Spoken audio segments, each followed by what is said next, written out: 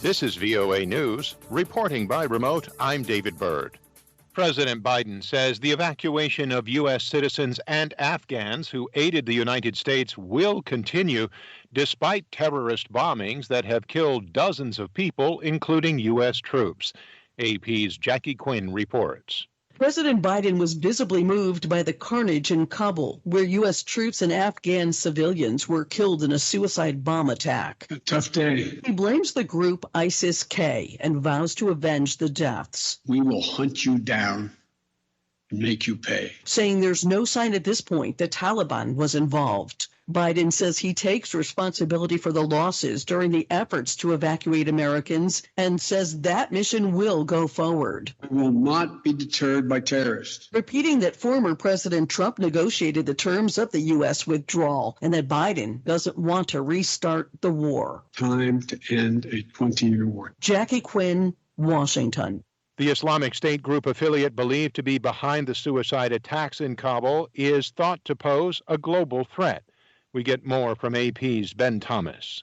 Western governments have raised urgent warnings about the threat of attacks by Islamic State Khorasan, or ISIS-K, a group that considers the Taliban to be too moderate and peaceful. While the Taliban have confined their struggle to Afghanistan, ISIS-K has embraced the Islamic State's call for a worldwide jihad against non-Muslims, an establishment of a caliphate to unite the Islamic world. They're believed to be behind dozens of attacks against civilians in Afghanistan and Pakistan, particularly minority Shiite Muslims. While the group has yet to conduct attacks against the U.S. homeland, Washington sees it as a chronic threat to U.S. and allied interests in South and Central Asia.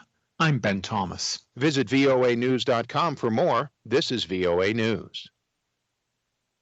The United States is projected to see nearly 100,000 more COVID-19 deaths between now and December 1st, according to the nation's most closely watched forecasting model.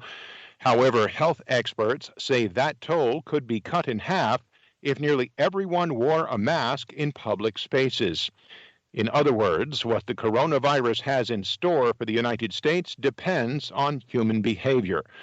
Lauren Ansel Myers, the director of the University of Texas COVID-19 Modeling Consortium, said behavior is really going to determine if, when, and how sustainably the current wave subsides. She said we cannot stop the Delta variant in its tracks, but we can change our behavior overnight. Japan has suspended use of more than 1.5 million doses of Moderna vaccine after contamination was found in unused vials. We get more from AP's Zaria Shackley.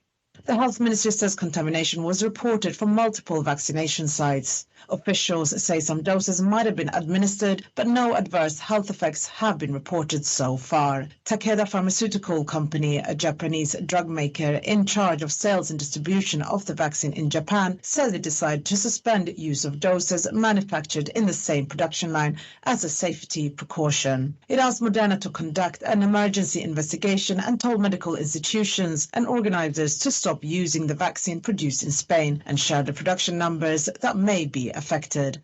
I'm Zaria Shackley. Time's Up CEO Tina Chen has resigned in the wake of damaging revelations of ties to the Andrew Cuomo scandal. AP's Mike Gracia reports. Time's Up CEO Tina Chen resigned Thursday after revelations that leaders of the sexual harassment victims advocacy group advised former New York Governor Andrew Cuomo on how to handle allegations against him. In a statement, Chen said, "I am especially aware that my position at the helm of Time's Up has become a painful and divisive focal point." Chen, the former chief of staff to Michelle Obama, added she has spent a career fighting for positive change for women. Chen's resignation came less than 3 weeks after Roberta Kaplan stepped down as chair of the board of directors on August 9th. I'm Mike Gracia. The number of Americans applying for unemployment benefits rose for the first time in 5 weeks.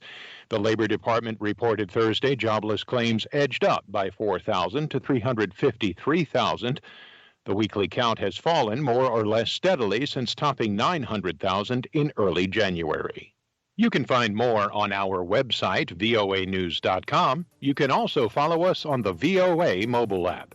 Reporting by remote, I'm David Byrd, VOA News.